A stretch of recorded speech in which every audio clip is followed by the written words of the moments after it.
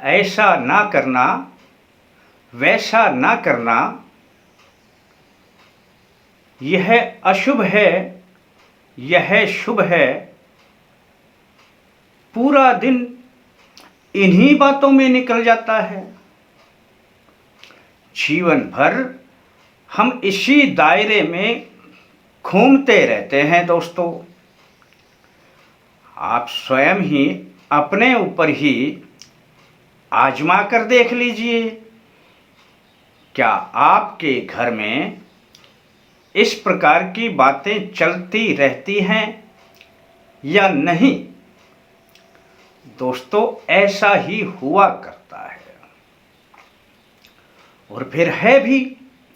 हर चीजें जब होती हैं, दिन के साथ में रात, गुण के साथ में अवगुण, सकारात्मकता के साथ में नकारात्मकता, लाभ के साथ में हानि, जीवन के साथ में मृत्यु, तो फिर शुभ के साथ में अशुभ, ये तो जुड़ा हुआ है ना, फिर माने क्यों नहीं। दोस्तों, यही बात आज मैं आपको बताने जा रहा हूं।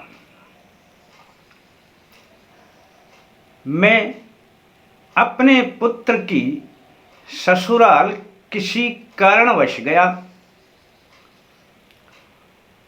कार्य पूरा होने के बाद जब वहां से चलने लगे तो गाड़ी थोड़ी ही स्टार्ट ही की थी कि उन्होंने आवाज लगाई, जी भाई साहब जी रुकिए रुकिए, एक बार नीचे उतर के आइए खिड़की से।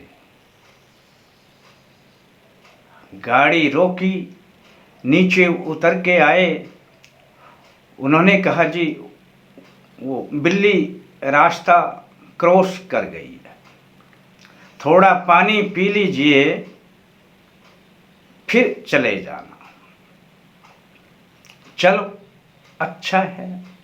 अब यह चीजें जब है तो है, हमने पानी पिया, पर काफी देर तक हम इस बारे में विचार विमर्श करते रहे। जीवन में इस प्रकार की बहुत सी बातें घटित होती रहती हैं। कोई व्यक्ति काम से जा रहा है और सामने खाली मटका यानी घड़ा जिसमें पानी नहीं है, और वह लेकर के कोई आ रहा है, या स्त्री अपने पानी भरने के लिए खाली मटका लेकर जा रही है, तो वो रास्ते में मिल जाए, तब अब पूरे रास्ते भर व्यक्ति के दिमाग में यही बात चलती रहती है, कार्य बनेगा नहीं आज तो, खाली मटके मिल गए ना। और किसी कारणवश कार्य नहीं बनता है तो पक्की धारणा उसके दिमाग में बैठ जाती है और वह 10 व्यक्तियों को इन बातों को और बताएगा। 10 व्यक्ति भी इन बातों को मानने को तैयार हो जाएंगे। भाई, ये सत्य बात है।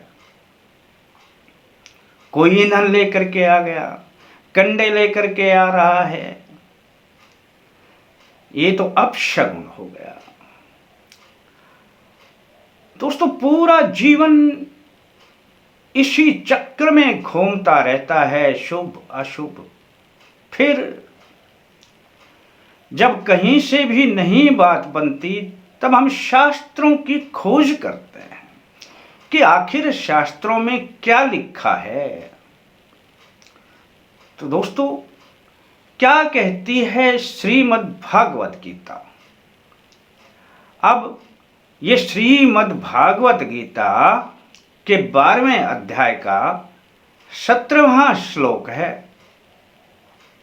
जरा आप इसे सुन लीजिए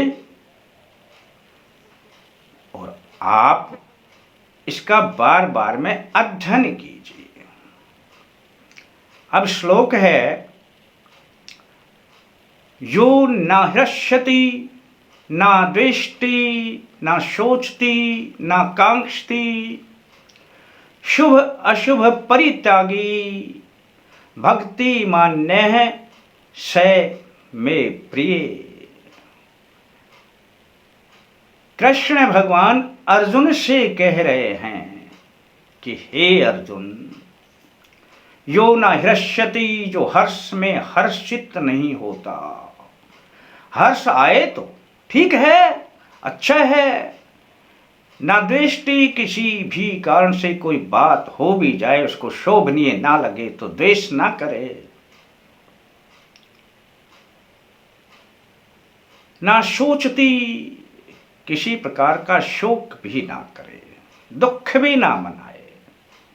चलता है, आता है, जाता है, ये सब निकल जाते हैं, पर उसमें गहरा अपने आप को लेकर ना जाए, ना कांक्षती और ना ही बार बार में किसी भी प्रकार की इच्छा करे। अब एक इच्छा पूर्ण होगी तो दूसरी इच्छा शुरू होगी, तीसरी शुरू होगी। इच्छाओं की पूर्ति कभी नहीं होती है। आवश्यकता जब पड़ती है तो अपना काम चला लिया जाता है, तो वह कार्य पूरा हो जाता है। दूसरी लाइन में कहा गया है कि शुभ अशुभ परित्यागी, कि शुभ और अशुभ का परित्याग करने वाला है। त्याग दो इन बातों को। एक ही समय पे एक घर में पुत्र भी पैदा हो जाता है, उसी घर में मृत्यु भी हो जाती है, उसी घर में। तो क्या कहेंगे आप? अच्छा समय है, शुभ है या अशुभ है? शुभ अशुभ परित्यागी, शुभ और अशुभ का त्याग करने वाला है। ऐसा भक्तिमान पुरुष मेरे को बहुत प्रिय लगता है। हे अर्जुन, मेरे को बहुत प्रिय लगता है। तो दोस्तों, जीवन भर क्या आप शुभ अशुभ ही ढूंढते रहेंगे तो जीवन भर खोज नहीं पाएंगे। आप केवल और केवल अपने वर्तमान में जिएं, अपने प्रभु से, अपने इष्ट देव से अपना ध्यान लगाएं, अपना कार्य अच्छी प्रकार से करें।